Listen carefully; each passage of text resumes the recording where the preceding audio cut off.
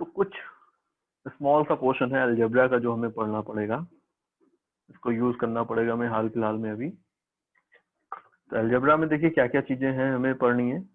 कुछ बेसिक सी चीजें हो सकता है आपने पहले भी पढ़ रखी होंगी, मैं उनको केवल रिवाइज करवा रहा हूँ, ठीक है। जैसे कि सबसे पहले क्वाड्रेटिक इक्वेशन के कॉन्सेप्ट है। तो क्वाड्रेटिक इक्वेशन, अच्छा क्वाड्रेटिक इक्वेशन किसको बोलते हैं, अगर ये मैं आपसे पूछूं तो आई थिंक सबको ही पता होगा कि अगर कोई इक्वेशन इस तरह की आपके सामने लिखी है ax² plus bx plus c, तो इस इक्वेशन को हम क्वाड्रेटिक इक्वेशन बोलेंगे। यहाँ पर x की जो वैल्यू आपको मैक्सिमम पावर दिख रही है वो कितनी है, 2 है ना। तो ये क्वाड्रेटिक इक्वेशन यहाँ पर आपको मिल रही है। अब इस इक्वेशन को अगर हम सिंप्लीफाई करें तो यहाँ से हम x की वैल्यूज फाइंड आउट करते थे, है ना। तो जब आप x की वैल्यूज यहाँ से फाइंड आउट करेंगे तो x की आपको 2 वैल्यूज यहाँ से मिलती थी जिनको हम बोलते थे रूट्स ऑफ दिस इक्वेशन, है ना। तो इक्वेशन के रूट्स निकालते थे।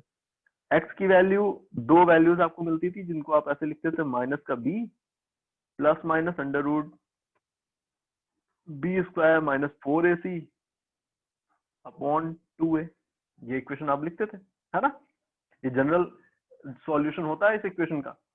अब यहाँ पर आपको अगर देखें तो 2 रूट्स मिल रहे हैं।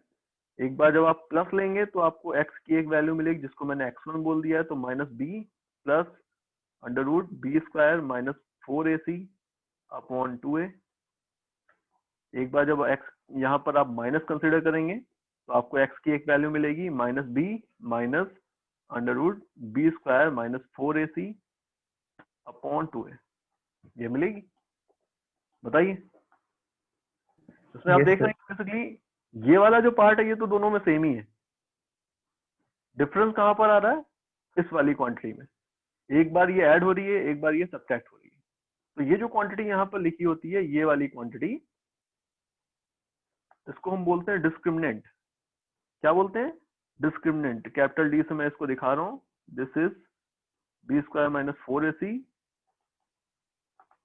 एंड कॉल्ड डिस्क्रिमिनेंट, ठीक है, ओके। अगर अगर आपसे मैं बोलूं कि x1 प्लस x2 बताइए, आप x1 प्लस x2 अगर निकालेंगे तो x1 प्लस x2 कितना आने वाला है बताइए।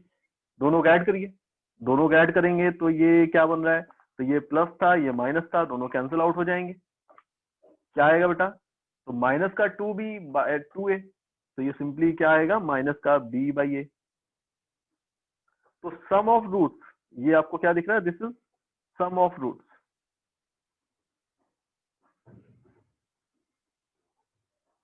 आपको x1 प्लस x2 मिलेगा। एंड अगर आपको प्रोडक्ट ऑफ रूट्स पूछा जाए, मतलब x1 इनटू x2 पूछा जाए, तो क्या करेंगे, मल्टीप्लाई करेंगे। अगर तो आपको दिख रहा है कि भाई यहाँ पर ये जो 1/2a था 1/2a था, ये तो 4a² बन जाएगा डिनोमिनेटर में। एंड ऊपर वाला जो पार्ट लिखा है, उस ऊपर वाले पार्ट को देखिए आप ऐसा लिख सकते हैं, आप यहाँ से नेगेटिव साइन कॉमन कर लीजिए, है ना, या सिंपली मल्टीप्लाई करिए क्या बनेगा, तो ये बनेगा, देखिए a प्लस बी लिखा है एंड a माइनस बी लिखा है, यही लिखा है ना, a plus B and a minus B, समझ पा रहे हैं ना। तो a plus B a minus B दोनों का प्रोडक्ट क्या होता था, तो a² माइनस b², ये क्या आएगा, this will B b² minus b² minus 4ac upon 4a। क्या आ रहा है ये बेटा, तो b² से b² कैंसिल हो रहा है, 4ac अपॉन 4a, 4a² है अपॉन में 4a², this will be simply c by a। तो ये जो आपको क्वांटिटी दिख रही है c बाई a, इसको हम बोल सकते हैं this is product of both roots which is called product of roots, ठीक है। तो जनरल जो सॉल्यूशन है इस क्वाड्रेटिक इक्वेशन का वो ये था। यहां से 2 रूट्स निकाले हुए हैं, वो 2 रूट्स ये हैं, एक ये एंड एक ये। इसके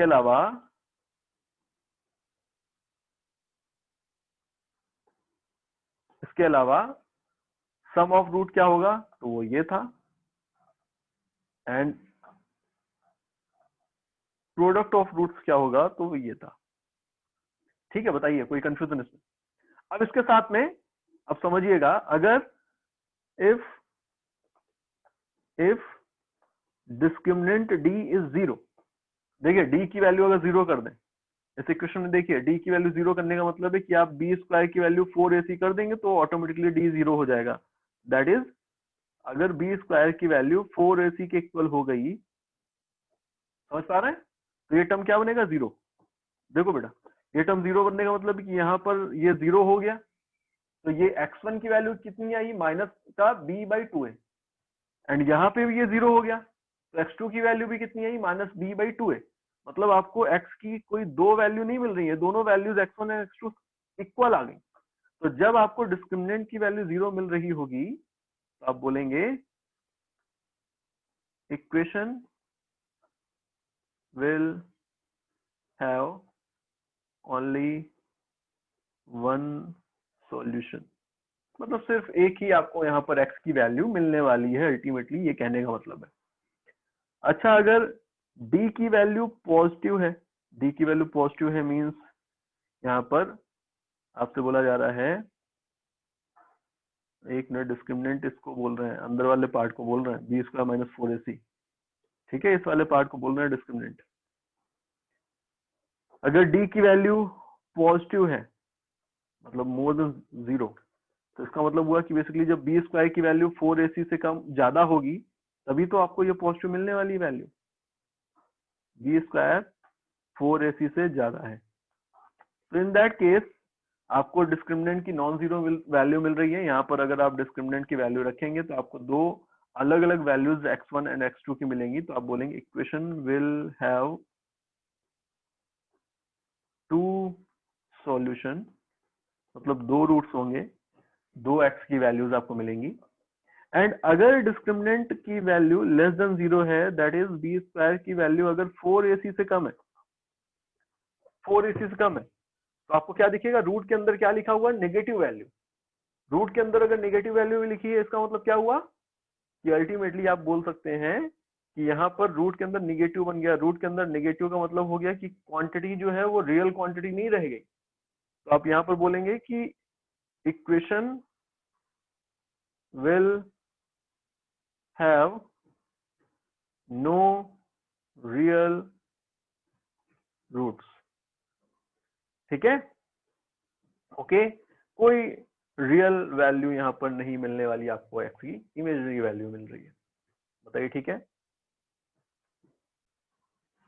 देखो अब एक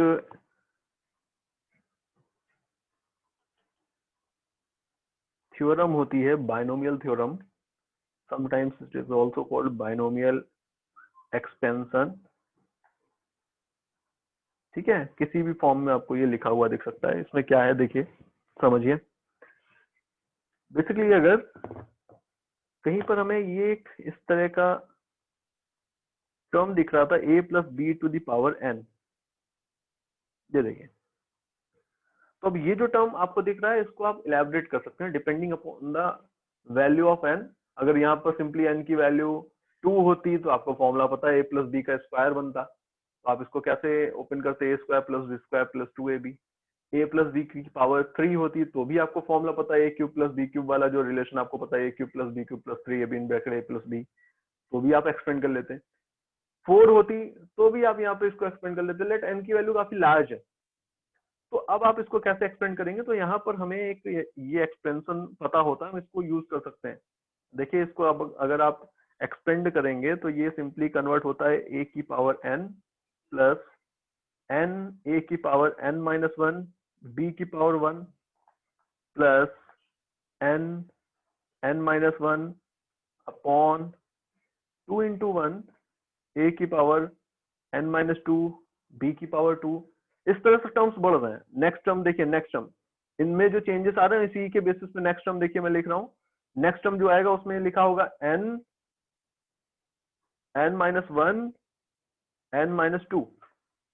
देखिए फर्स्ट वाले में n था, फर्स्ट वाले में देखिए यहाँ पर कुछ भी नहीं था, सेकंड में n आया, थर्ड में n और n माइनस 1 आए, उसके नेक्स्ट वाले में n, n-1, n-2 आएंगे।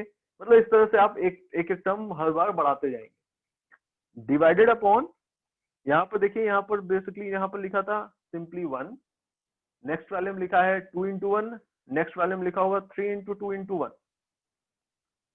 समझ पा रहे हैं? क्लियर है? पावर के साथ भी चेंज आ रहा है। जब यहाँ पर 2 था तो यहाँ पर पावर कितनी थी, n-2। यहाँ पर इसकी पावर आएगी n-3 एंड b की पावर 3, एंड इस तरह से आप इसको एक्सपेंड करते जाएंगे। बट अभी ये जो इक्वेशन मैंने आपको लिखा है, ये फिजिक्स में आपको यूज करने को नहीं मिलेगी ज्यादा। हम इसको इस फॉर्म में नहीं यूज करने जा रहे हैं। हम इस एक्सपेंशन की हेल्प से एक और एक्सपेंशन निकालना है। देखिए क्या, यहाँ पर मैंने एक एक्सप्रेशन आपके सामने लिखा हुआ 1 प्लस एक्स की पावर n। अब ये ऊपर वाले को एज ए फॉर्मूला ट्रीट करिए, देन 1 प्लस एक्स का एक्सपेंशन लिखिए, 1 plus X to the power n का एक्सपेंशन लिखिए। क्या बनेगा? तो एक ही जगह 1 रखना है, n की वैल्यू कुछ भी हो, है ना, आपको ये 1 ही मिलने वाला है। ठीक है, okay. Then 1 plus n, a की power n-1 simply 1 into b की पावर 1 मतलब x की पावर 1 अपॉन 1, यही रह गया। नेक्स्ट टर्म देखिए क्या है, n-1 एक की पावर n-2 मतलब 1 की पावर n-2 करेंगे 1 ही रहेगा, एंड b की power 2 means x square divided by 2 into 1। Next n-1 n-2 divided by 3 into 2 into 1, a की पावर n-3 मीन्स 1 की पावर n-3 सेम ऐसे ही रहेगा, एक्स क्यूब। एंड ये एक एक्सप्रेशन आपको दिख रहा है। क्लियर? ये कहाँ से आया है, इन सारी चीजों की इन डिटेल आपको बात करने को मिलेगी मैथ्स के अंदर। आपको इन डिटेल सारी चीजें दिखाई जाएंगी और थोड़ा अलग फॉर्म में भी आपको ये टर्म लिख के दिखाए जाएंगे। अभी मैंने इलेबोरेट किया है, मुझे वैल्यूज लिखनी थी। अब मुझे ये एक एक्सपेंशन दिख रहा है, तो 1 plus X to the power n का बाइनोमियल एक्सपेंशन के अकॉर्डिंगली मैंने एक्सपेंशन कर दिया है। अब इसके आगे मैं बाइनोमियल अप्रोक्सीमेशन यूज कर रहा हूं। बाइनोमियल अप्रोक्सीमेशन क्या है? सपोज अगर आपको इस तरह के एक्सप्रेशन के अंदर, इस तरह के एक्सप्रेशन के अंदर अगर आपको ये गिवन है कि x जो है वो 1 के कंपेरेटिवली बहुत ही स्मॉल है, 1 के कंपेरेटिवली x की वैल्यू बहुत स्मॉल है, तो आप जब इस इक्वेशन को सॉल्व करेंगे तो समझिए 1 प्लस nx प्लस, जब आप यहाँ पर पहुंचे n-1 upon 2 into 1 into x square, तो अगर बहुत स्मॉल क्वांटिटी है, लेट एक एग्जांपल लें, x की वैल्यू सपोज 0.05 थी, तो अगर x बहुत स्मॉल क्वांटिटी है तो उसका स्क्वायर तो और ज्यादा स्मॉल होगा ना बेटा। अगर आप एक्स स्क्वायर लिखेंगे तो क्या बनेगा, ये 0.0025, बोलो, है ना। अगर यस आप सर। एक्स क्यूब लिखेंगे तो ये और ज्यादा स्मॉल हो जाएगा, कितना बनेगा 0.000125। तो आपको क्या दिख रहा है कि हायर ऑर्डर की जो वैल्यूज होंगी वो और ज्यादा स्मॉल होती जाएंगी। तो as compare to 1, X already small था एंड एक्स स्क्वायर उससे भी ज्यादा स्मॉल होता जाएगा। तो हम यहाँ पर ये जो एक्सप्रेशन देख रहे थे, उस एक्सप्रेशन के अंदर मैं बोल रहा हूँ कि for small value of x, आप इस एक्सप्रेशन में से ये जो हायर ऑर्डर टर्म आपको दिख रहा है, देखिए अब इसी ऑर्डर में ये x square, x cube, x की पावर 4 बढ़ता जा रहा था, तो हम हायर ऑर्डर के जो टर्म्स हैं इनको निग्लेक्ट कर देते हैं। ठीक है, अगर आप इनको निग्लेक्ट कर देंगे तो simply in that case 1 plus X की पावर n को 1 प्लस एन एक्स लिखा जा सकता है। तो हम डायरेक्टली इस एक्सप्रेशन को यूज करेंगे इन स्पेशल केस। ये जो स्पेशल केस मैंने लिया है, इस केस में आप इसको डायरेक्टली इतना ही एक्सपेंड करेंगे। ठीक है, ओके। तो अभी कुछ कॉमन से यूज में दिखा रहा हूँ। लेट आपको इसकी वैल्यू निकालनी थी, रूट ऑफ 0.099, है ना। तो अब इसकी वैल्यू निकालनी, तो क्या करें, तो आपको पता है कि रूट का मतलब ही होता है कि सम पावर 1/2। तो उसको मैं ऐसे लिख सकता हूँ 1 माइनस 0.01 टू द पावर 1/2, ऐसे लिख सकते हैं। अब आपको क्या दिख रहा है तुरंत कि ये एक्सप्रेशन तो 1 plus X to the power n के सिमिलर है, आप इसको कंपेयर कर सकते हैं। बस फर्क किस बात का आएगा कि x की वैल्यू यहाँ पर माइनस का 0.01 होगी, है ना? बोलो। तो जब ये एक्सप्रेशन आप लिख रहे थे तो इसका एक्सटेंशन क्या था? 1 प्लस एन एक्स। तो यहाँ पर इसका एक्सटेंशन क्या होने वाला है? 1 प्लस एन एक्स। बोलो, ये क्या बनेगा? 1 माइनस का 0.005, ये क्या बनेगा बेटा? 0.995। समझ पा रहे हैं? ठीक है, तो ऐसे केसेस में हम इसका यूज ले सकते हैं। इसके अलावा बहुत सी जगह आपको मिलने वाली फिजिक्स के अंदर जहां पर हम बायनोमियल अप्रोक्सीमेशन यूज करने वाले हैं। ठीक है, एग्जाम्पल टाइम के साथ आगे आपको और दिखेंगे। ठीक है? तो कुछ फॉर्मूले और मैं बता देता हूँ। एपी, एपी मीन्स अर्थमेटिक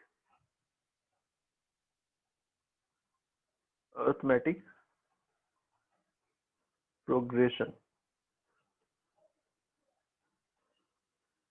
तो इस तरह की अगर आपको कहीं पर सीरीज बनती हुई दिख रही है, देखिए जनरल फॉर्म एपी का कुछ ऐसा है।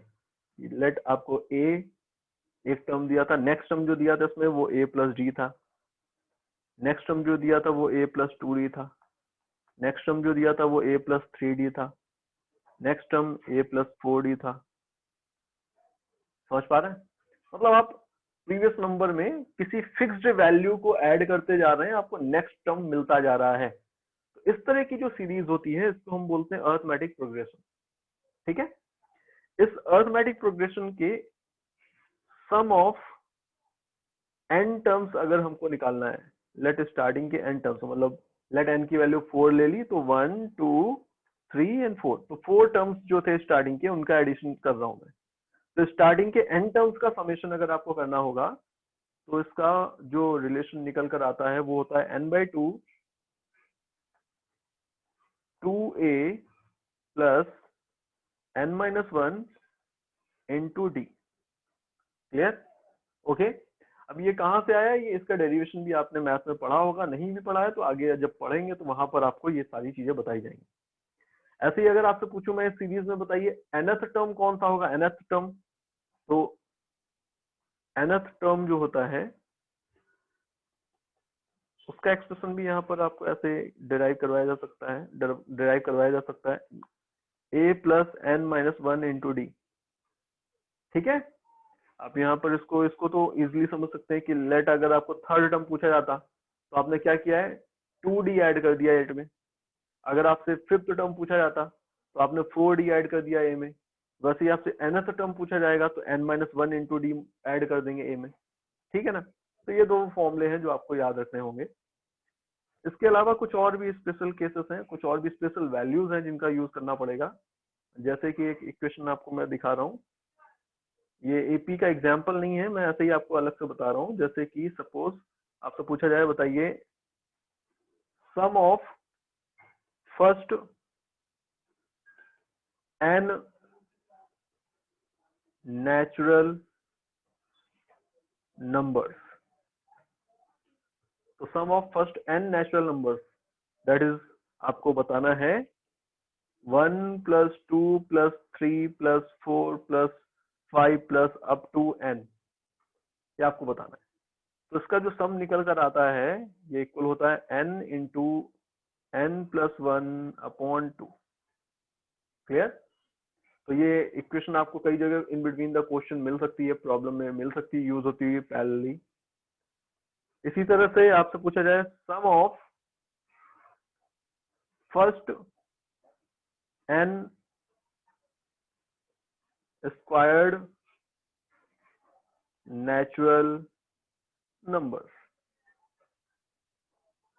मतलब आपको 1 square plus 2 square plus 3 square plus 4 square up to n square ये निकालना हो। तो इसका जो सम होता है वो होता है n into n plus 1 into 2n plus 1 upon 6। तो आप इस एक्सप्रेशन को यूज कर सकते हैं, n की वैल्यू रख सकते हैं, सॉल्व कर सकते हैं। तो ये आपको मैथ्स के अंदर डिटेल में पढ़ने को मिलेंगे आगे। ठीक है, ऐसे और भी बहुत सारे रिलेशन निकालते हैं। देन एक और सीरीज होती है जिसको हम बोलते हैं जियोमेट्रिक प्रोग्रेशन। जिसको हम शॉर्ट में जीपी बोलते हैं। जनरल फॉर्म जो होता है जीपी का वो देखिए कैसा दिखेगा, आपको दिख रहा है फर्स्ट टर्म ए है लेट, तो नेक्स्ट टर्म जो होगा वो होगा ए इंटू आर, नेक्स्ट टर्म जो होगा वो होगा A are square, next term जो होगा वो ए आर क्यूब। मतलब आप इस बार देख सकते हैं कि हम क्या कर रहे हैं, हम किसी भी टर्म में एक फिक्स्ड नंबर है या फिक्स्ड क्वांटिटी है जिसका मल्टीप्लाई करते जा रहे हैं, तो हमें नेक्स्ट टर्म मिलता जा रहा है। हमने ए में आर का मल्टीप्लाई किया तो ए इंटू आर मिला, हमने ए आर में आर का मल्टीप्लाई किया हमें ए आर स्क्वायर मिला, फिर से आर का मल्टीप्लाई किया ए आर क्यूब मिला। तो क्या हो रहा है अल्टीमेटली, आप एक फिक्स्ड नंबर का मल्टीप्लाई करते जा रहे हैं, आपको नेक्स्ट टर्म मिलता जा रहा है, इसको हम बोलते हैं ज्योमेट्रिक प्रोग्रेशन। अगर आपसे पूछा जाए बताइए nth टर्म क्या होगा इस जीपी का, तो nth टर्म हम ऐसे लिखते हैं a इंटू, देखिए nth टर्म कैसे लिखेंगे, अगर आपसे फर्स्ट टर्म पूछा जा रहा है तो आप क्या बोलेंगे, r की वैल्यू 0 थी, जब सेकंड टर्म पूछा गया तो r की वैल्यू 1 हो गई, थर्ड टर्म के लिए r की वैल्यू 2 हो गई, फोर्थ के लिए r की वैल्यू 3 हो गई। तो मतलब जिस ऑर्डर के टर्म आप कैलकुलेट कर रहे हैं उससे कम पावर थी r की। तो जब nth टर्म आप इस जीपी का देखेंगे तो वो क्या होगा, A R to the power n minus 1। ठीक है ना, बताओ क्लियर है ना बेटा, ये हो गया nth टर्म। ठीक है, अब अगर इसमें आपसे पूछा जाए बताइए सम ऑफ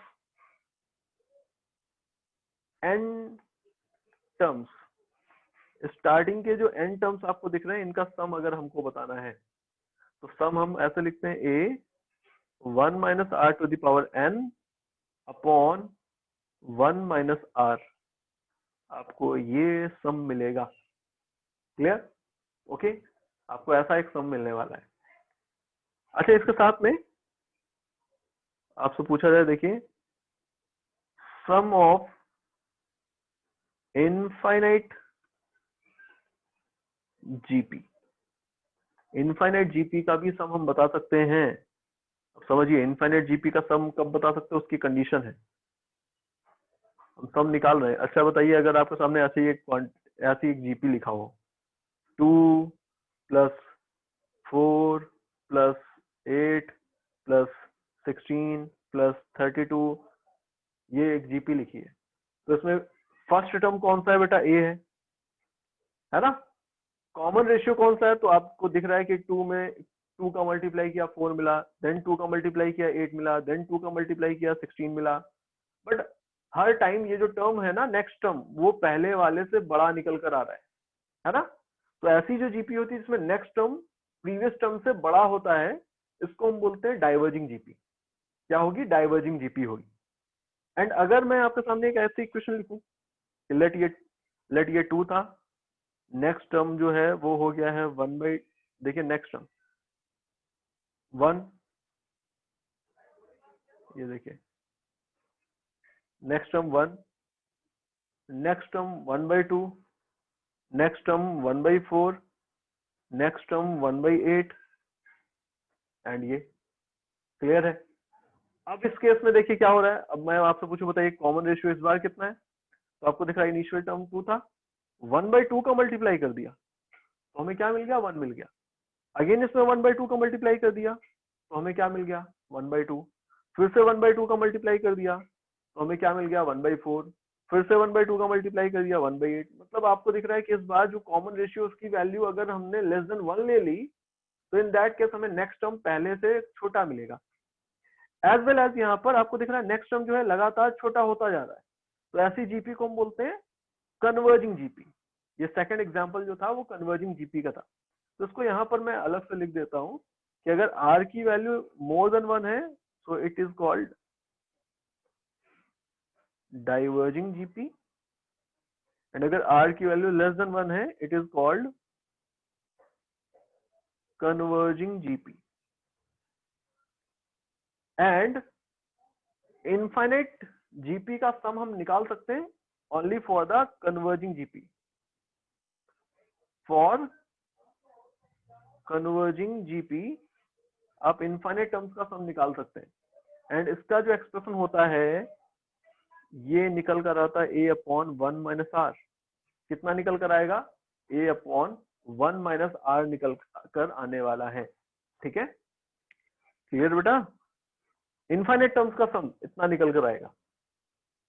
ओके, तो अब देखिए, अब हम कैलकुलस की बात करने जा रहे हैं। ठीक है, अब कैलकुलस के अंदर मेनली हमको दो चीजें पढ़नी होती हैं।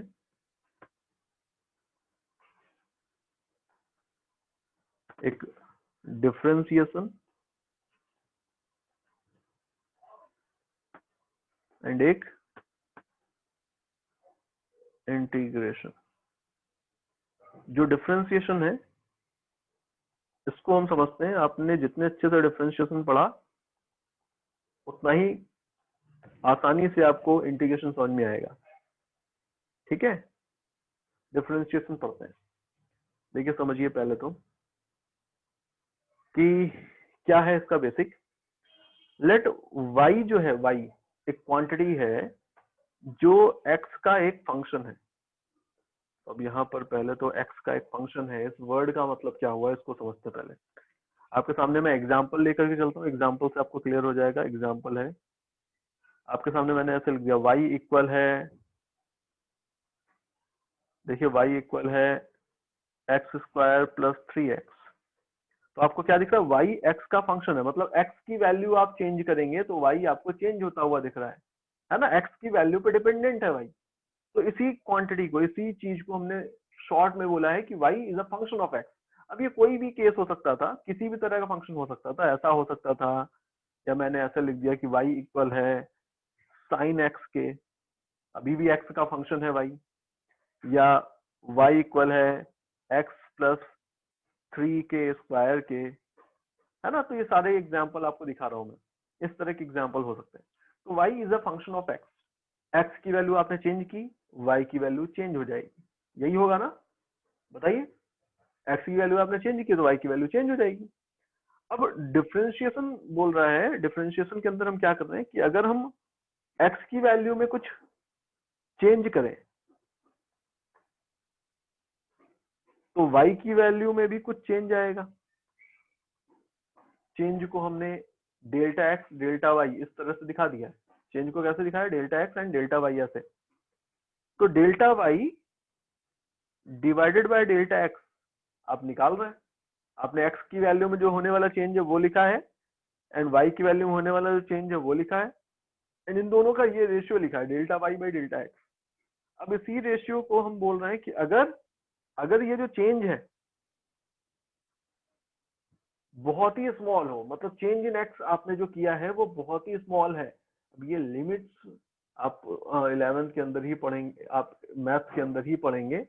कब पढ़ेंगे ये तो अब मैथ्स में ही आपको क्लियर होगा, बट इसका यहाँ पर यूज मैं आपको दिखा रहा हूँ। एक स्टैंडर्ड यहाँ पे रिप्रेजेंटेशन है कि अगर किसी क्वांटिटी को हम बोल रहे हैं कि बहुत ही स्मॉल है तो हम उसको ऐसे दिखाते हैं कि लिमिट है यहाँ पर डेल्टा एक्स जो है टेंस टू 0 है, मतलब 0 को अप्रोच कर रहा है, इतना स्मॉल आपने चेंज किया है एक्स की वैल्यू में। तो जब आप इतना स्मॉल चेंज करते हैं तो हम इसको इन शॉर्ट बोलते हैं, वर्ड्स में बोलेंगे this is representing the infinitely small change in the value of x. तो एक्स की वैल्यू में होने वाला जो इनफाइनेटली स्मॉल चेंज है उसको हम डेल्टा एक्स ना बोल करके हम डायरेक्टली क्या बोल सकते हैं, डी एक्स बोल सकते हैं। तो by default this is representing the infinitely small change in x. अच्छा, x की वैल्यू में अगर लार्ज चेंज करेंगे तो y की वैल्यू में भी लार्ज चेंज आएगा, एंड अगर x की वैल्यू में आपने स्मॉल चेंज किया तो y की वैल्यू में भी स्मॉल चेंज आएगा, एंड अगर आपने x की वैल्यू में इनफाइनेटली स्मॉल चेंज किया तो y की वैल्यू में भी इनफाइनेटली स्मॉल चेंज ही आएगा। बताइए, समझ पा रहे हैं ना। आप यहाँ पर x की वैल्यू में अगर बहुत ही स्मॉल चेंज करें तो y की वैल्यू में भी करस्पॉन्डिंगली बहुत स्मॉल चेंज आएगा। तो y की वैल्यू में आने वाला जो चेंज है उसको भी अब हम बोल रहे हैं कि इनफाइनेटली स्मॉल होगा, वो भी, उसको भी हम कैसे लिख रहे हैं, dy। this is representing the infinitely small change in y। बताइए ठीक है, हो जाएगा ऐसा, बोलो बेटा। Yes sir. अब ये दोनों जो क्वांटिटी आपको दिखी है dy एंड dx, इन दोनों का ये जो रेशियो है dy बाई डी एक्स, इसी को हम बोल रहे हैं कि यहाँ पर हमने y को x के रिस्पेक्ट में डिफ्रेंशिएट कर दिया। मतलब ये जो आपको सामने दिख रहा है dy बाई डी एक्स लिखा हुआ, ठीक है, dy बाई डी एक्स ये जो लिखा हुआ आपको दिख रहा है, इसी को हम बोलते हैं differentiation of y with respect to x। Clear है क्या? dy बाई डी एक्स को हम क्या बोल रहे हैं? y का differentiation with respect to x। जो क्वांटिटी डिनोमिनेटर में आपको दिख रही है उसके रिस्पेक्ट में डिफरेंशिएशन हो रहा है उस क्वांटिटी का जो ऊपर आपको दिख रही है न्यूमरेटर में। क्लियर है? ओके, समझ पा रहे हैं? बताइए, इतनी चीजें आपको क्लियर हुई पहले तो? यस। भाई कुछ इंपॉर्टेंट यहाँ पर रिजल्ट्स हैं, आप इनको एज अ थ्योरम भी कंसिडर कर सकते हैं।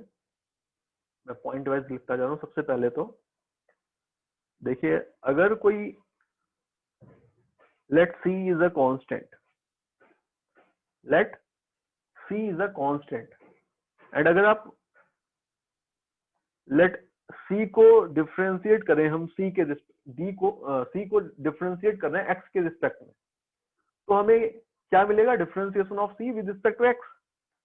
अच्छा, अगर कोई क्वांटिटी कांस्टेंट है तो हम एक्स में कोई भी चेंज कर लें, सी में तो कोई भी चेंज नहीं होने वाला। बताइए, कांस्टेंट का मतलब यही हुआ कि जो किसी और वैल्यू पे डिपेंडेंट नहीं है, मतलब चेंज ही नहीं हो रही होगी। तो जब आप एक्स को चेंज करेंगे तो सी में कोई चेंज होगा ही नहीं, एंड अगर इसमें कोई चेंज नहीं हुआ, इसका मतलब क्या हुआ कि किसी भी कांस्टेंट क्वांटिटी का डिफरेंशिएशन आपको हमेशा जीरो मिलने वाला है। इसको हम क्या बोल रहे हैं? हमेशा जीरो मिलेगा आपको किसी भी कांस्टेंट क्वांटिटी का डिफरेंशिएशन। ठीक है, ये पहला पॉइंट था। नेक्स्ट पॉइंट, लेट यहां पर आपसे मैंने बोला कि y जो है इक्वल है some constant into u, as well as यहां पर आपको गिवन है कि u is a function of x। समझ पा रहे हैं? u x का फंक्शन है एंड y इक्वल है c into U, where c is a constant. Example दिखाता हूं मैं आपको। मैंने आपके सामने एक ऐसा एग्जाम्पल ले लिया है, लेट u इक्वल है एक्स क्यूब के एंड c की वैल्यू इक्वल है 5 के। तो y को आप कैसे लिखोगे इन दोनों की हेल्प से? कि y इक्वल होगा ना 5x क्यूब। बताओ, ठीक है? समझ पा रहे हैं? ठीक है ना बेटा? तो ऐसा कोई एग्जांपल लिया है मैंने, ठीक है? अब u अगर फंक्शन ऑफ x है एंड c कांस्टेंट है, तो इसका मतलब हुआ कि अब इस केस में अगर मैं y को डिफरेंशिएट करूं विद रिस्पेक्ट टू x, देखो dy बाई dx जो लिखा है ना, ओके, इसको मैं ऐसे भी लिख सकता हूँ, dy बाई dx का मतलब है कि d by dx of y, दोनों एक ही चीजें हैं। समझ पा रहे हैं ना? तो this is called the differentiation of y with respect to x। तो मैं y को डिफरेंशिएट कर रहा हूँ x के रिस्पेक्ट में, तो आप बोलेंगे this will B d by dx of c into you. मैंने y की जगह वैल्यू रखी है, c कांस्टेंट था, कांस्टेंट तो चेंज नहीं होगा x के साथ। तो आपको याद रखना है कि जब आप इस तरह के एक्सप्रेशन को लेंगे तो कांस्टेंट टर्म हमेशा डिफरेंशिएशन से बाहर आ जाएगा, मतलब इसका डिफरेंशिएशन नहीं होने वाला है। एंड डिफरेंशिएशन किसका होगा? सिर्फ और सिर्फ u का होगा। तो u का जो भी फंक्शन होगा उसके अकॉर्डिंगली उसका डिफरेंशिएशन आपको आगे करना है। ठीक है, बताइए कोई कंफ्यूजन है इसमें, इस पॉइंट में? समझ पा रहे हैं मेरी बात? नेक्स्ट देखिए क्या है, कि लेट y जो है वो कुछ इस तरह से गिवन है, y इक्वल है प्लस माइनस बी के, u प्लस माइनस बी के, where u is a function of x and v is also a function of x। दो डिफरेंट फंक्शन हो सकते हैं, इसलिए मैंने f1x एंड f2x को लिखा हुआ है।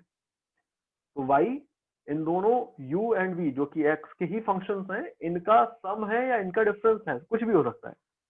तो अब जब मैं dy बाई dx निकालूंगा, मतलब डिफरेंशिएट करूंगा, तो वैल्यू रखिए dy by dx of y and y की value u plus minus v। So this will be simply du by dx plus minus dv by dx।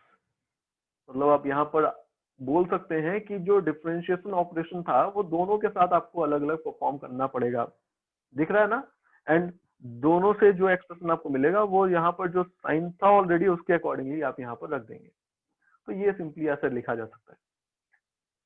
Next expression है, देखिए next, कि अगर y u एंड v दोनों का product है, where u is a function of x and v is also a function of x, दोनों ही x के फंक्शंस हैं बट डिफरेंट फंक्शंस भी हो सकते हैं। तो इन दैट केस जो dy by dx आपको मिलेगा, dy by dx वो किसके इक्वल होगा? देखिए, तो इसका एक्सप्रेशन मैं लिख रहा हूं यहाँ पर, this will be equal to first function into differentiation of second function plus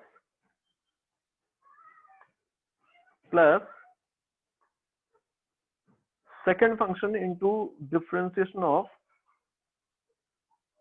first function. ठीक है, बताइए समझ पा रहे हैं? तो ये बेसिकली ये फॉर्मूले हैं आप कह सकते हैं जिनको हमें यूज करना होगा, इन रूल्स को हमें यूज करना होगा जब हम डिफरेंशिएशन करेंगे। अभी डिफरेंशिएशन कैसे करेंगे इसकी बात नहीं हो रही है, क्या रिलेशंस होगा ये यूज करना है, ये यहाँ पर केवल हम यहाँ पर लिस्टिंग कर रहे हैं। इसके अलावा अगर आपको कहीं गिवन है कि let y is defined as u by v, where again u is a function of x and v is a function of x, तो इन दैट केस जो dy by dx होगा वो इक्वल होगा like, देखिए, denominator into differentiation of numerator, मतलब v into du by dx minus numerator into differentiation of denominator u into dv by dx divided by square of the denominator. एक ये formula यहाँ पर आपको यूज करने को मिलेगा। ठीक है, तो ये इतने बेसिकली रिलेशंस थे जिनको हमें यूज करना होगा। अब इसके आगे आ रहे हैं फॉर्मूले वाले पार्ट में, अब आ रहे हैं। देखिए, कुछ फॉर्मूले हैं जो डिफरेंशिएशन करने के लिए आपको यूजफुल मिलेंगे, जिनको आपको यूज करना पड़ेगा। कौन कौन से फॉर्मूले हैं? तो लेट अगर y, अभी तो हम फंक्शन बोल रहे थे, अब हम फंक्शंस के अंदर भी जा रहे हैं। लेट y गिवन है as x to the power n के, तो x to the power n का अगर आपको डिफरेंशिएशन करना होगा, मतलब आप इसको डिफरेंशिएट करेंगे अगर dy by dx, तो इसको आप ऐसे लिखेंगे d by dx of x to the power n, and इसका मतलब होगा this will be equal to n x to the power n minus 1। समझ पा रहे हैं? क्या हो जाएगा? n x to the power n minus 1, whatever be the value of n, ये कोई भी वैल्यू हो सकती है, पॉजिटिव नेगेटिव कुछ भी, आपको यही एक्सप्रेशन यूज करना है अगर सिंपली यही इस तरह का एक्सप्रेशन गिवन है y का तो। ठीक है, ओके बेटा, बताइए कोई कंफ्यूजन है इसमें? तो एक दो एग्जांपल देखते हैं पहले, फिर आगे के कुछ और फॉर्मूले देखेंगे। एग्जांपल देखिए, जैसे सपोज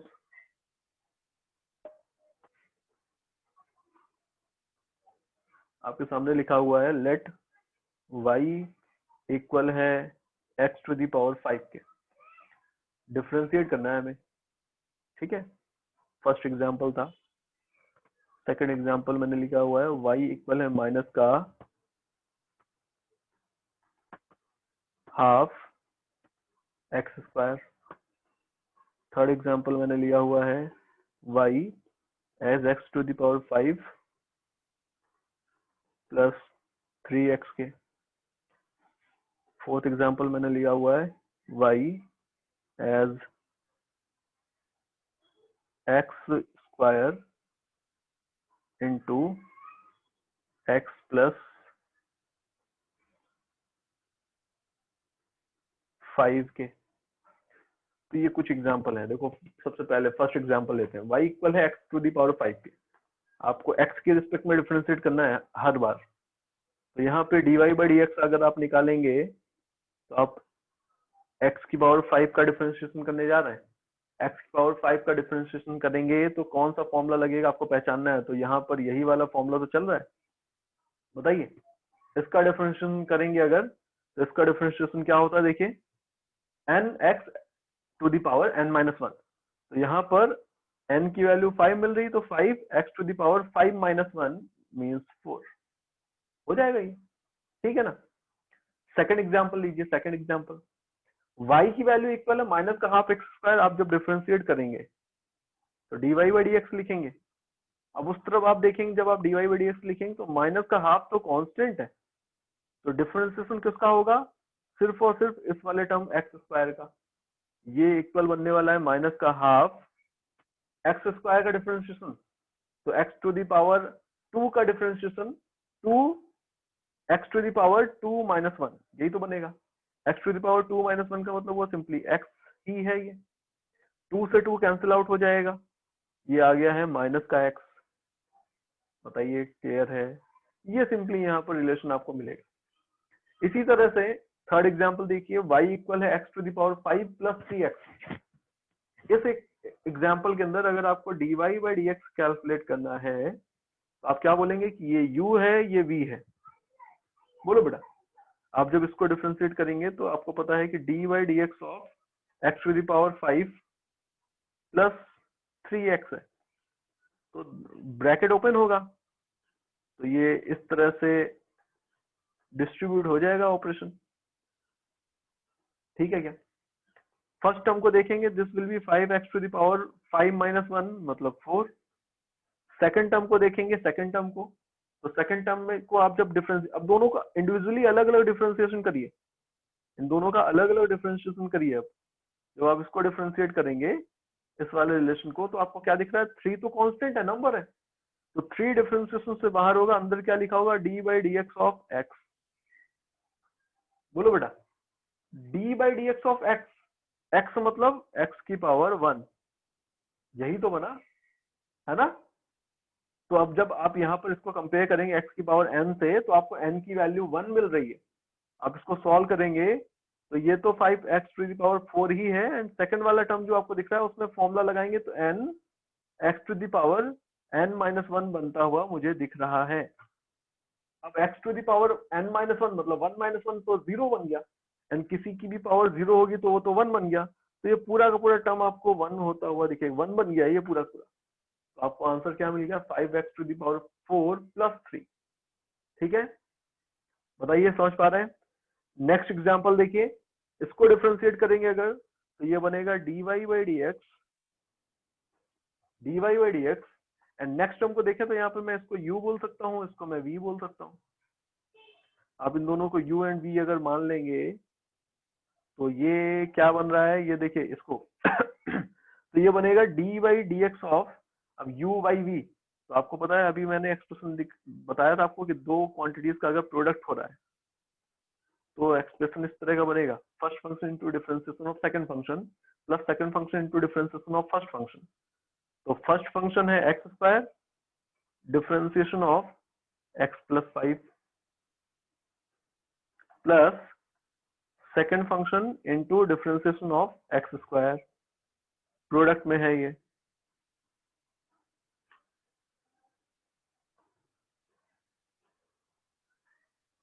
बताइए ठीक है ना, D by d x of x square, ये प्रोडक्ट में है ये क्वांटिटी।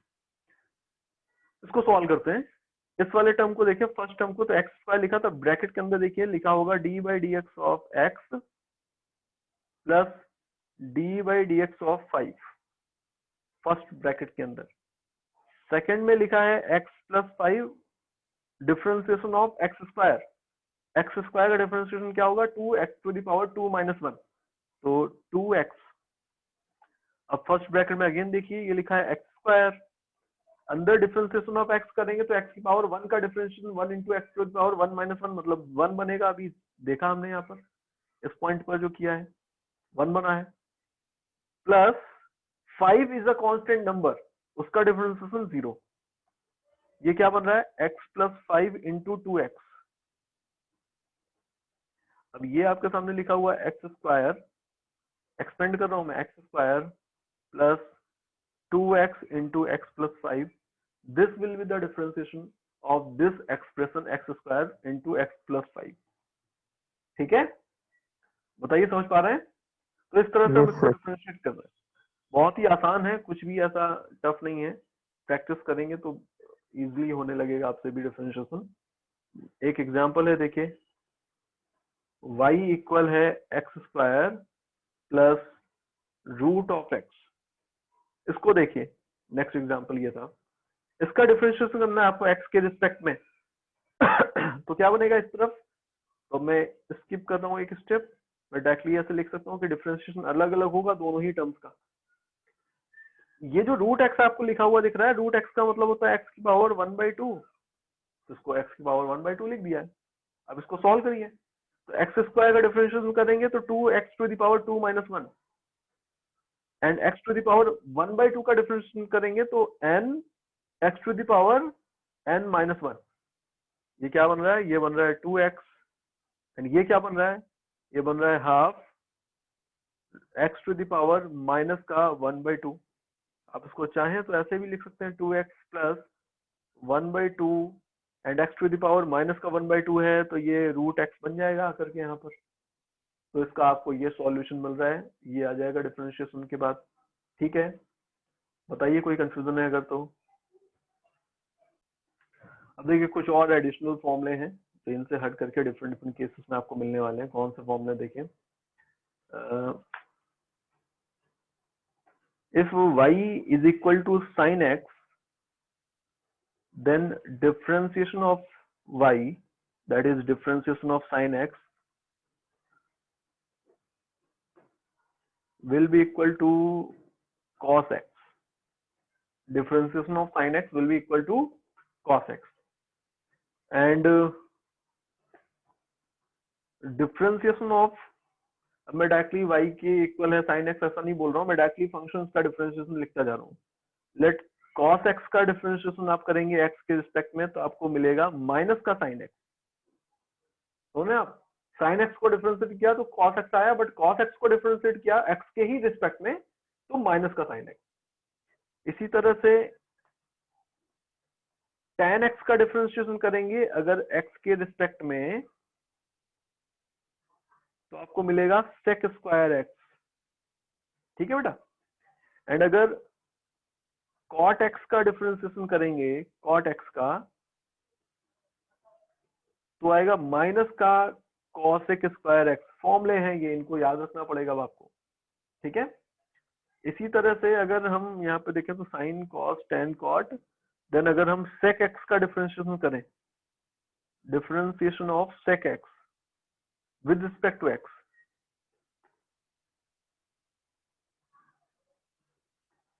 तो हमें क्या मिलेगा, differentiation of sec x will be equal to sec x into tan x।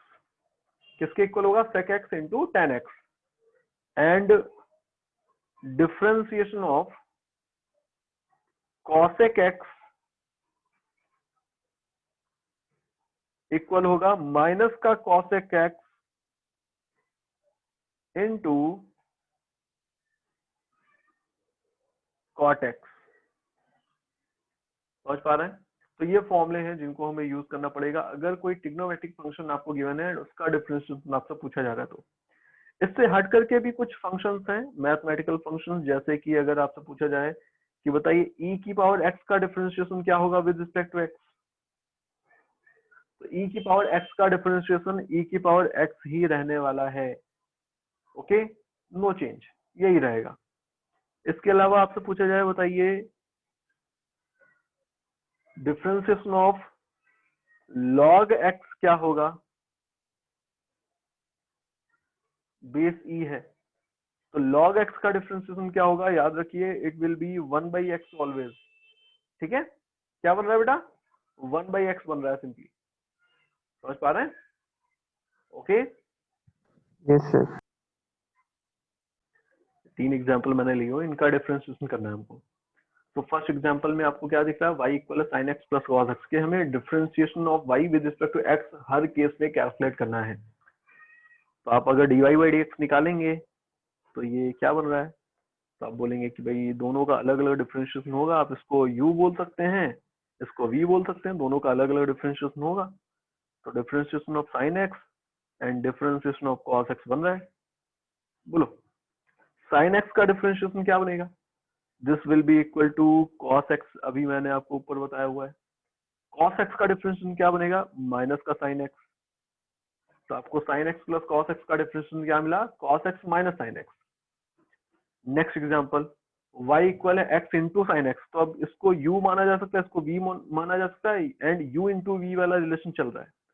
तो अब जब आप इसका डिफरेंशिएशन करेंगे dy बाई dx, तो आपको मिलेगा first function into differentiation of second function plus second function into differentiation of first function, ये एक्सप्रेशन मिला। अब इसको सॉल्व करें वन मोर टाइम, तो x into differentiation of sine x, this will B cos x, and इधर देखें तो ये लिखा है sine x into differentiation of x. Differentiation of x तो 1 होगा, तो ये 1 बन गया है। आपको आंसर क्या मिला? x cos x plus sine x. बताइए ठीक है, समझ पा रहे हैं? नेक्स्ट एग्जांपल में भी कोई ऐसा खास डिफरेंस नहीं है, यहाँ पर मैंने नेगेटिव साइन लिया हुआ है। Differentiation of y with respect to x निकालना है मुझे, तो dy बाई dx इक्वल निकल कर आएगा d by dx of x to the power 1/2 minus d by dx of x into sec x। अब देखिए आप क्या करना पड़ेगा आपको, यहाँ पर पहले तो मैंने इसको u माना था, देन इसको v माना था, है ना? तो आपने ऐसे लिख दिया। Then with in this v there are also two function, एक ये एंड एक ये। तो अब इसको आपको अलग से आप मान सकते हैं कि लेट ये p है, ये q है, तो with in the v p and q ये दो फंक्शन है, ऐसे मान सकते हैं। एंड अगर जब आप इनका डिफरेंस करेंगे तो आपको दिख रहा है p एंड q दोनों प्रोडक्ट में थे, तो अगेन प्रोडक्ट रूल यहाँ पर लग गया। तो जब आप इस वाले टर्म को सॉल्व करेंगे तो ये 1/2 x to the power 1/2 minus 1 means ये बनेगा। सेकंड टर्म को सॉल्व करेंगे तो this will be elaborated with similarly like the product rule, कि first function into differentiation of second function and second function into differentiation of first function, ये ऐसे elaborate हो जाएगा। बताइए समझ पा रहे हैं? प्रोडक्ट रूल लग रहा है with in this function. So this is 1/2 root x minus bracket के अंदर देखिए क्या लिखा है x into sec x। sec x की वैल्यू कितनी होगी? sec x की वैल्यू अभी मैंने आपको बताई थी, sec x into tan x, ये हो जाएगी, plus sec x into D by d x of x, मतलब 1 हो जाएगा x का डिफरेंशिएशन। ये एक्सप्रेशन मुझे यहाँ पर मिल रहा है। This is the final answer. ठीक है, इसको फर्दर हम मैनिपुलेट मॉडिफाई कर सकते हैं, किसी अदर फॉर्म में लिख सकते हैं, बट सिंप्लीफिकेशन हो चुका है। अब देखिए थोड़ा सा, ये तो अभी जो चीजें थी वो काफी इजी थी, अब इसमें थोड़ा सा एक लेवल अप कर रहे हैं। एग्जाम्पल, एक एग्जाम्पल से ही प्रॉब्लम को समझते हैं। देखिए आपके सामने मैंने एग्जाम्पल लिया हुआ है, y is a function of x, तो है ही, बट ये थोड़ा अदर फॉर्म में है, मतलब इनडायरेक्टली यहाँ पर फंक्शन के अंदर भी फंक्शन आ गया। जैसे कि ऐसा एग्जांपल मैंने ले लिया कि let y is a function of sine x square. दिख रहा है आपको? क्या दिख रहा है आपको? y is a function of sine x square. Ultimately तो y x का ही फंक्शन है, बट साइन के फंक्शन के अंदर एक्स स्क्वायर आ गया। समझ सकते हैं? तो अब ऐसे केसेस में हम डिफरेंशिएशन कैसे करते हैं, इसको समझिए पहले तो। अब इसको अगर पहले मैं एक बार इलेबोरेट करके आपको दिखाऊं तो ये सिचुएशन कैसी है, ये इस तरह की कुछ सिचुएशन है। इसको मैं ऐसे ट्रीट कर सकता था कि मैं ऐसा मान लेता हूं कि let x square is equal to t, so y will be written as sine t. बोलो ठीक है ना? ऐसे लिख सकते हैं हम इसको? बताओ भाई। अब मुझे फाइंड आउट करना है d y by d x. अब अगर मुझे d y by d x निकालना है तो आपको दिख रहा है यहाँ, तो ये तो टी का फंक्शन बन गया है एंड हम एक्स के रिस्पेक्ट में डिफरेंशिएट करने जा रहे हैं, तो ऐसे तो पॉसिबल नहीं है ना? फंक्शन टी का है तो एक्स के रिस्पेक्ट में डिफरेंशिएशन कैसे करें? तो अब इसको मैं ऐसे लिख सकता हूँ कि d y by d x मुझे कैलकुलेट करना था। लेट मैंने इसको ऐसे लिख दिया है, d y by d t into d t by d x. देखो ये कैंसिल आउट हो रहा है ना? तो dy बाई डी को मैं ऐसे लिख सकता हूँ, बोलो ठीक है बेटा, ओके। तो यस अब ये जो सर। आपको दिख रहा है यहाँ से आपको dy बाई डी निकल आएगा। अब dy की वैल्यू अगर आपको निकालनी होगी, dy बाई डी की वैल्यू निकालनी होगी, तो आप इसकी वैल्यू अलग से निकालो, इसकी वैल्यू अलग से निकालो, दोनों को यहाँ पे रख दो। अब आप देखो अगर यहाँ पे तो t को वैल्यू, t किसके इक्वल है, t इक्वल है एक्स स्क्वायर के। तो differentiation of t with respect to x तो बहुत ही इजीली निकाला जा सकता है, आप इसको ऐसे निकाल सकते हैं, एक्स स्क्वायर का डिफरेंशिएशन क्या आएगा, 2x आ जाएगा। एंड अगर y is a function of t and dy by dt आपको निकालना होता तो ये भी बहुत आसान है, ये तो simply d by dt of sine t बनता। बोलो बेटा, t का ही फंक्शन है, t के ही रिस्पेक्ट में डिफरेंशिएट हो रहा है, साइन t की बात हो रही है, तो this will be equal to cos t। तो आपको दोनों की अलग अलग वैल्यूज मिली है, दोनों ही वैल्यूज उठा करके यहाँ पर रख दीजिए। ये dy बाई dt आपको यहाँ से मिला है, यहाँ से dt बाई dx आपको मिला है, दोनों ही वैल्यूज को यहाँ पर रख दीजिए। आप यहाँ पर रखेंगे, this will be equal to cos t into 2x। t की वैल्यू अगेन रिप्लेस कर देते हैं, तो cos x square into 2x। This is the final answer of this example. बताइए हो जाएगा ना, समझ पा रहे हैं? तो हम इस तरह का यस सर। प्रोसेस करते हैं, जब हमें किसी फंक्शन के अंदर ही फंक्शन दिख रहा होता है तो हम इस तरह का प्रोसेस यूज करते हैं। अब इसको हम इतना इलेबरेटिव मोड में, इलेबरेटिव फॉर्म में नहीं लिखेंगे, बल्कि ये सारी जो कैलकुलेशन है, एजम्पशंस है, ये दिमाग के अंदर ही चलेंगी। कैसे इसको आपको देखना होगा, समझिएगा। लेट अगर मैं इसको डायरेक्टली यहाँ से डिफ्रेंशिएट करने चलता तो मैं इसको ऐसे लिखता d y by d x, यहाँ पर लिखा होता d by d x of sine x square, ऐसे लिखा होता आपके सामने, ठीक है बेटा, ऐसे लिखा होता। तो आप सबसे पहले तो यहाँ पर आपको पता है कि अगर x लिखा होता तो साइन x का डिफरेंशिएशन क्या होता है x के रिस्पेक्ट में, इसका फॉर्मूला हमें पता है। बट यहाँ पर x नहीं लिखा है, x की जगह कुछ और लिखा है, यही तो प्रॉब्लम है कि ऐसा तो फॉर्मूला हमें पता ही नहीं है। तो हम यहाँ पर पहले तो इसको एज्यूम करेंगे कि लेट ये x ही होता अगर, तो इसका डिफरेंशिएशन क्या होने वाला था। समझिएगा बात, दिमाग के अंदर क्या चल रहा है। हम इसको x की तरह ही मान के चल रहे हैं कि ये x ही लिखा है, थोड़ी देर के लिए एज्यूम कर लीजिए। अगर ये साइन एक्स होता तो इसका डिफरेंशिएशन क्या होता, cos x होता ना, cos x, x का मतलब यहाँ पर एक्स स्क्वायर है। देन जिसको आपने x की तरह ट्रीट कर रखा है, उस क्वांटिटी का वन मोर टाइम डिफरेंशिएशन, तो differentiation of x square one more time. तो ये क्या बन रहा है, cos x square into 2x। आपको यहाँ पर डायरेक्टली वही आंसर मिल रहा है जो वहां पर किया, सेम चीज ही हम यहाँ पर कर रहे हैं, बट ये सारी चीजें जो यहाँ पर हमने लिखी हैं इनको लिखेंगे नहीं, इनको हम दिमाग के अंदर ही यूज करेंगे। एक और एग्जांपल लेता हूं मैं। एग्जांपल है y इक्वल है साइन ऑफ साइन एक्स। समझ पा रहे हैं, साइन ऑफ एक्स होता था, बट जहां पर x था वहां पर x नहीं है, साइन एक्स आ गया, तो फंक्शन के अंदर फंक्शन है, डिफ्रेंशिएट करेंगे तो dy by d x equal होगा d by d x of sine x. अब बताइए क्या करें। तो अगर यहाँ पर x होता तो बहुत ही इजीली हम इसको डिफरेंशिएट करते, ये क्या दिख रहा होता हमें, cos x दिख रहा होता। तो अगर सिंपली ये x होता तो ये cos x बन जाता, तो cos x का मतलब है cos x बन जाता। अब देखिए x किसको बोल रहा हूँ मैं, इसको बोल रहा हूँ ना, sin x को ही x की तरह ट्रीट करेंगे तो ये बनेगा। एंड जिसको आपने x की तरह ट्रीट किया है वो क्वांटिटी कौन सी है, sin x है। इसका वन मोर टाइम डिफरेंशिएशन करेंगे और मल्टीप्लाई कर देंगे। This will be equal to cos of sin x into cos x one more, this will be the answer। बताइए समझ पा रहे हैं, ओके। Yes sir. देखिए अब एक और एग्जांपल है ये कि y इक्वल है log of x square minus 1 by root x.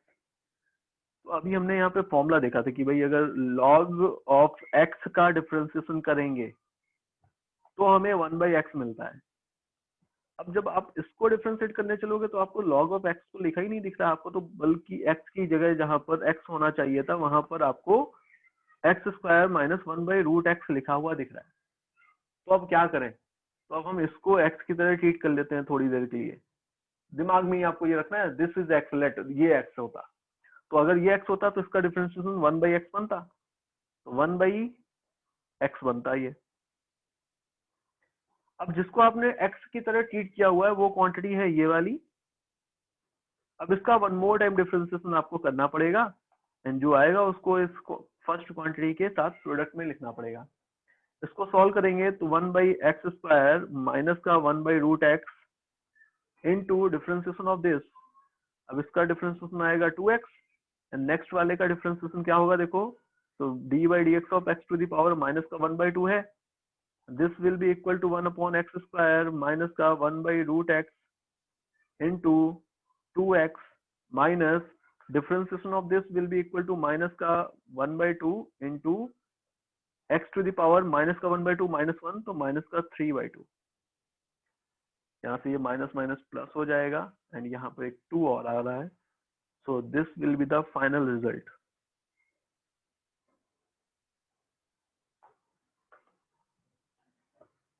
ये आ जाएगा फाइनल रिजल्ट। ठीक है।